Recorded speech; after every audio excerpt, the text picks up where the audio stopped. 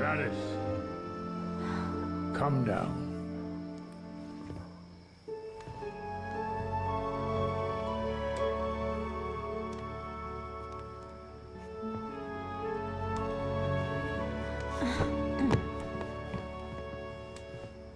Well, Thorgrim, let's get you a pale ale. Alas, the beer tastes only half as good without Ardo. Those were the days back then. None of you has ever told me what actually happened back then. Because it's a secret. Yes, that's what you keep telling me over and over. Maybe you're old enough for it now. Listen. It's a story about betrayal and greed, and the beginning of a friendship.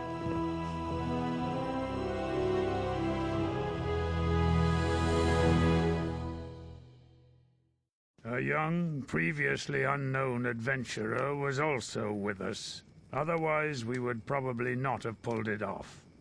Somehow, this person got entangled in our problems during the autumn of the year 1009, after Busparen's fall. We all met on the journey, as it so often happens. How might it have been for the Greenhorn? Just imagine, Gladys. I'll reveal to you who it was.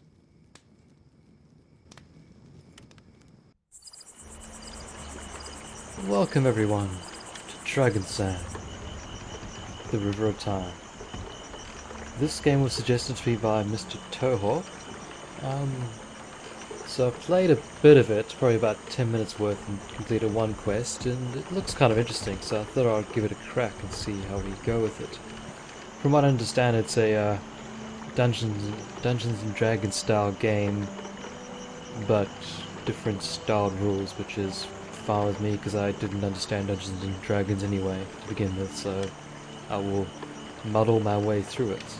So we're on the character creation screen, as one could see if they have eyes, and if you didn't have eyes, I'd be quite impressed you'll never manage to navigate your way through to this video. When I actually started off, I actually thought these are the only types you could get, like warrior, archer, soldier. I was like, oh, alright, not much variety, then Shazam! There's actually more. There's quite a few more actually. Wow. I was sort of overwhelmed. I was like, holy crap, there's a lot more style of characters you can get. But I guess they're all human? That's the thing? Yeah, they're all human. I don't know if you can get... Oh, you get Amazons. Don't know if you can get... Oh, there's enough. Anyway, I guess that theory's gone out the window. How about this, that you couldn't get anything else other than human, but you got elves here. So, oh yeah, dwarves, of course. Just saw a dwarf in the cutscene. Honestly, I have no idea what I'm going to go with, so I'm just going to... Jeez. Wow. Darling. How do you do it? Yeah, so I'm thinking a melee fighter, close combat style. So let's see, background. So we've got a pirate, huh? Thorwinian is a rough and hard-drinking fellow with his heart in the right place and the gift of the gab. When wielding his axe and shield, he is considered one of the most dangerous fighters in Aventuria. Not only when he is sailing the seas as a pirate on a dragon's ship. So you get bonuses, penalties, which I sort of understand, base values, righto. I'm thinking, like I said, a close combat will pick up a mage along the way. From what I understand of this game, it is definitely a party-styled game. I've never actually really got a sneaky style person, but it's not really my playstyle. I really like mage types, but I feel like that would kind of be boring. So I initially went with a warrior, because he seemed to be pretty good overall. Like, only the soldier knows what's really like in the battlefield. Experience has taught him how to handle many different weapons, and where others would go down in defeat after a few scratches, the soldier is far from finished. I think I may go with the soldier again, just because the warrior is just so generic in every single game, and the soldier is not as well recognized, or you don't come across soldiers as much. That's my reasoning for it. So, what was the background? Competent training at the academy makes a warrior courageous swordsman who can move both on the battlefield and in a courtly environment with self-confidence, honor, and chivalry. He does get a melee bonus. You get the equipment advantage from vitality and rapid healing. The type of character I have in mind is just your run-of-the-mill sword and shield style. Possibly if I get the option to branch off into something like a paladin, maybe. I don't think there's I don't think there's any paladin-like people, are there? Jared sees himself as a protector, nature, master. Nope. Mercenary, sapper, prospector, all mining stuff, ranger, spell. Oh, there's a fighter there. Elven fighter combines speed and magic in a unique style of combat. He gets into a state of bloodlust, increases physical abilities magically. He becomes an unparalleled spear thrower. Endurance bonus, agile, astral energy penalty, elven wood review. Interesting. Amazon, young woman is trained to become fearless servants to the war goddess Wandra. The discipline and combat skills are legendary, and they place great value on cat-like elegance, just like their role model Wandra the lioness. Advantage brave and naive. Good. Tribal warrior. Gskaland is an inhospitable region in the hard north, whose gigantic inhabitants are considered to be unrelenting barbarians.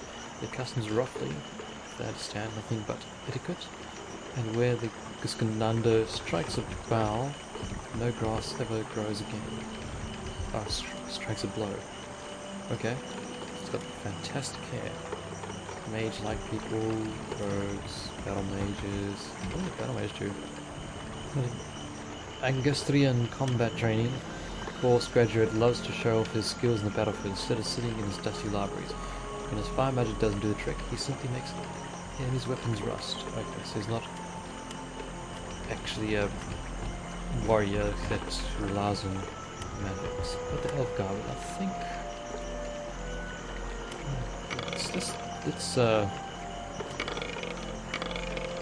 Let's just name our character first.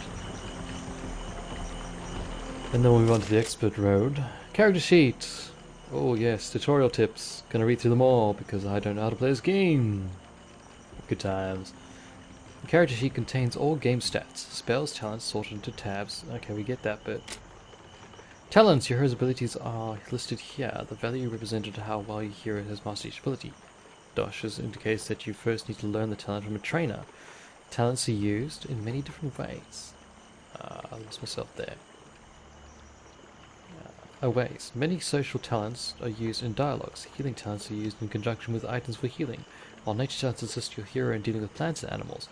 To use a talent, your hero will roll at least a test on the value and 3 associated attributes. The result is displayed in the message log. Okay.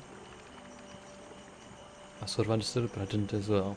To use the talent, you have to do a roll. Okay. Increase. You can increase all elements and talents, combat talents and spell tabs by clicking on the up-down arrows. If you don't have enough experience points left, you won't be able to increase the element. The same applies when the element has reached its maximum value. When you click the accept changes, everything will be locked in. Cancel takes points back to you have allocated. Talents with that, including spells, first learned from a trainer. Okay, so what do we have? Got vitality bonus and rapid healing, which is not bad at all. Did he have that from the beginning? I was looking at the soldier. Right. He's got equipment advantage by default. So we can't get a advantage, can we? Because we've already used up our leveling points on advantages. So what does vitality bonus do for us? Exactly. Oh, those are the talents I'm talking about, which I don't fully understand yet.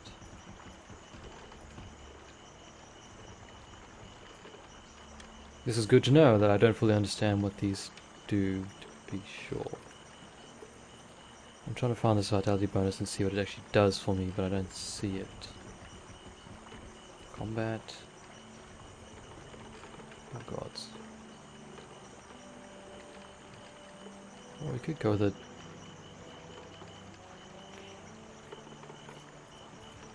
I wish you could tell me what it does, so I can make an informed decision.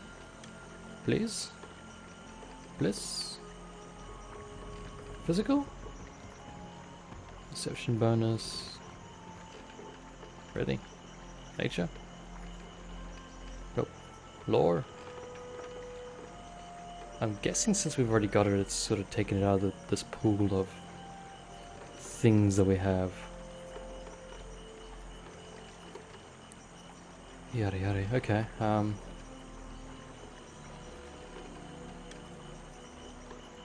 If I reset it, what does that do? So it was something to do with healing, I remember that much. Vitality bonus, that's what it was. Talents law? No. Physical? It should be in physical. That's lore. Physical. I don't see it. This is good to know that I don't see it. But however, it does not help me.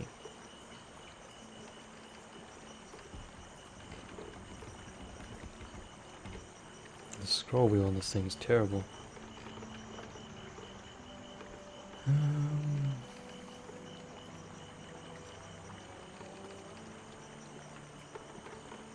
Oh, there it is. There you go, +3 vitality.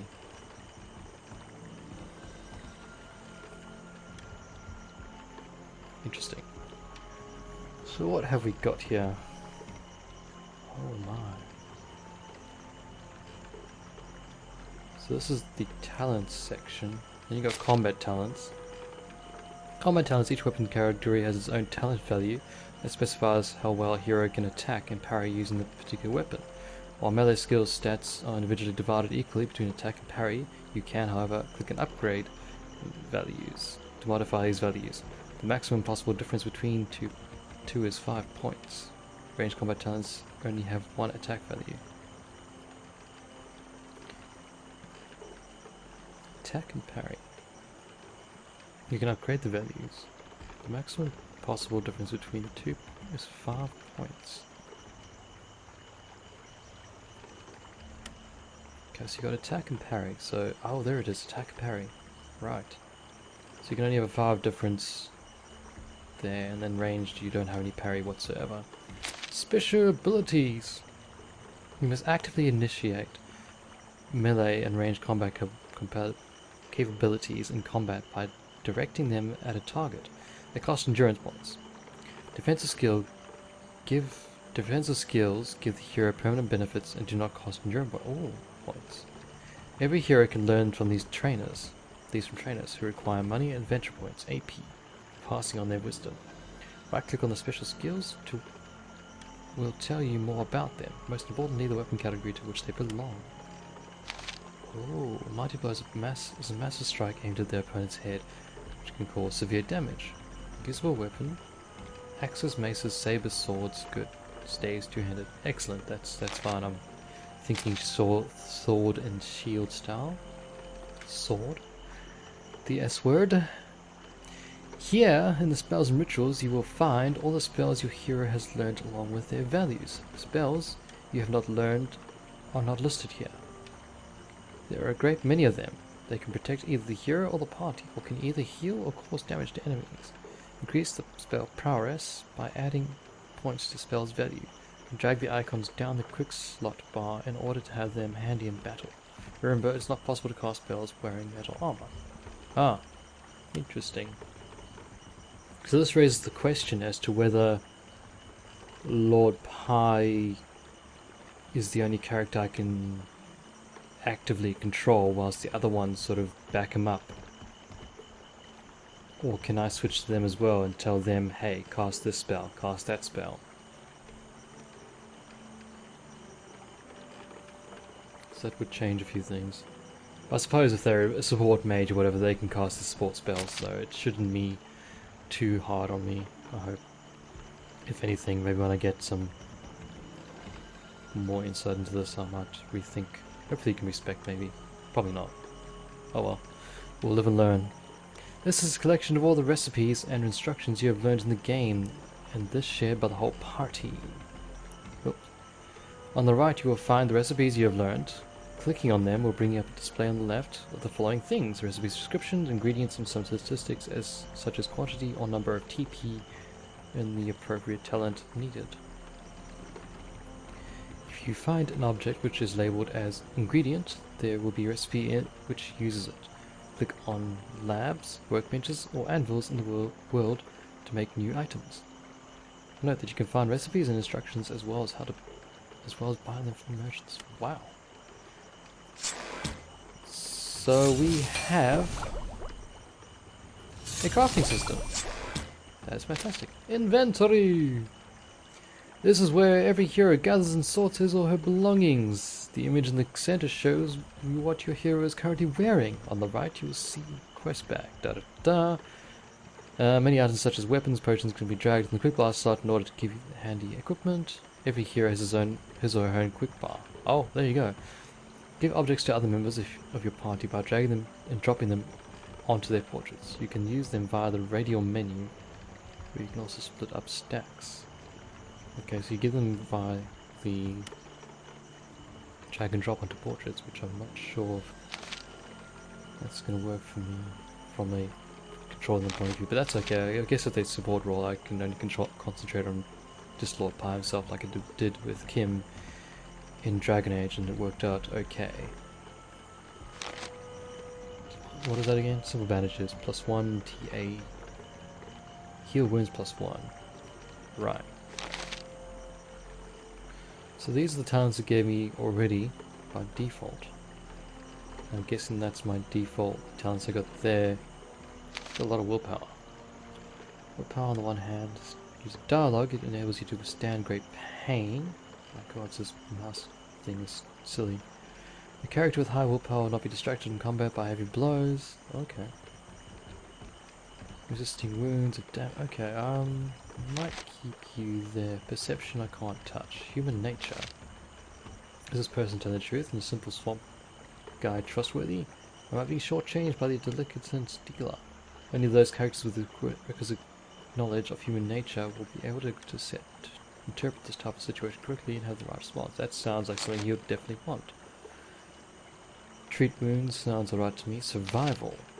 Four-leaved onberries often grow on the outskirts of forest, whereas gloomland tends to refer to the shady forest interior.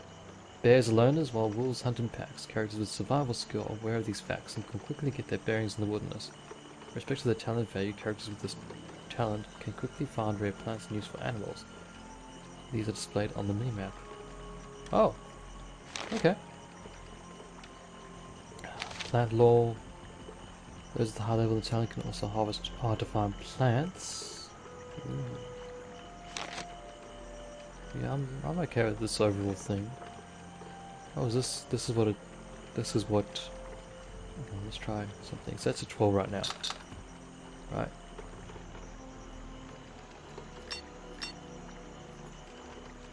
That doesn't work. Okay. I thought that by changing these values you'd change these base values here, but it doesn't seem like fast talk. Whether through lying, incitement, or begging, heroes can use this talent to shower their interlocutors. The hail of words confusing them to such an extent that they can, at least for a short time, be persuaded to perform certain actions. The requisite talent test is easier or harder depending on how bright or brainless the person to be persuaded. Oh, just like the Git Galloper. Right, this is where I do want to do a bit of fiddling, I think. He's not going to use daggers, he's definitely going to use swords. That's definitely a thing. His two-handed swords is amazing. So how do I get back from here? Alright, so he can't level anything else besides that. If I was to take one of brawling, You can add it to sabers. Or you can do his swords up. You can parry with swords more. Or not. It just swaps it. That is so strange to me.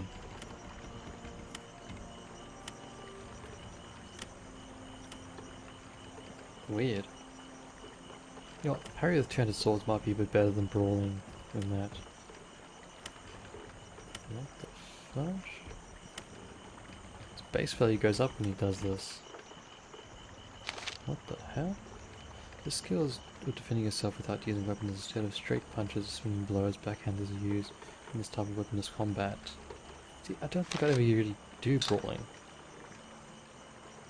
So let's just get really beefy with swords, I guess.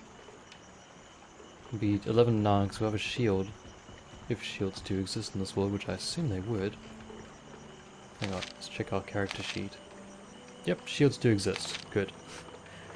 I just thought that maybe, just maybe they didn't exist. So 28, 21 are two-handed. Things I don't really want that much in two-handed.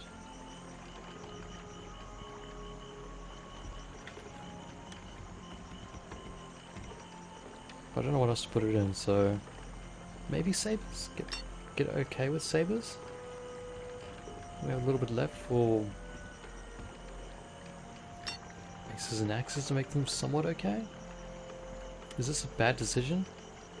Yeah, I won't be totally offensive with that. I feel like sabers you can be. Yeah, that seems like a good thing with sabers. Does that change my? See, it doesn't change my base value there. The brawling does, which is interesting. See, it changed my attack by 1 point there.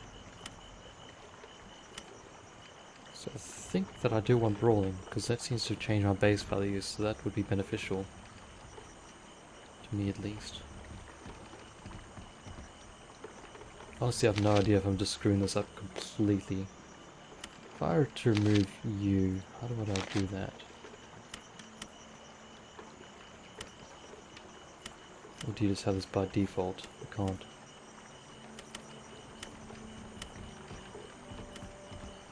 I don't fully... Right clicking it does nothing. Left clicking it does nothing. I guess that's your thing that you get. Ooh, armor use 1.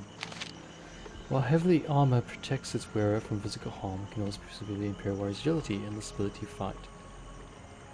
Fighting effectively in armor is a skill that must be learned. Warriors with this passive special ability receive medium bonus to their encumbrance value. Make 1 to encumbrance, good. Strength 12. What strength do I have? 15. Got a lot of constitution. That sounds good. Agility. Courage. Ability to react quickly and resolve in critical situations, but also daring and fearless when facing your risky situation in a passive role. Courage represents a higher level of willpower and mental toughness, both in resisting magic and in confronting terrifying challenges as beasts. Okay, that seems like something you'd need.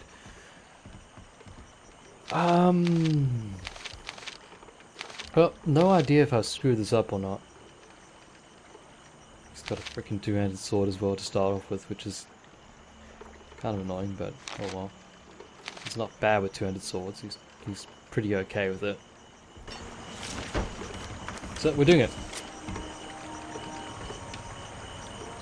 And into the camp we go.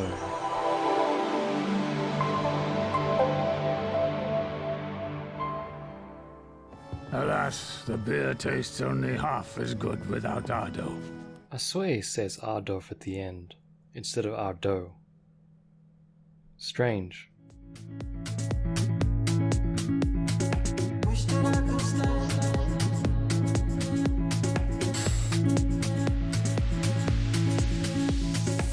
that I could stay. Wish for this moment to never go away. But it's all in my mind. And though I know that there is nothing to find, you're a beautiful sight in the summer night. and you can't put up a fight in the misty light.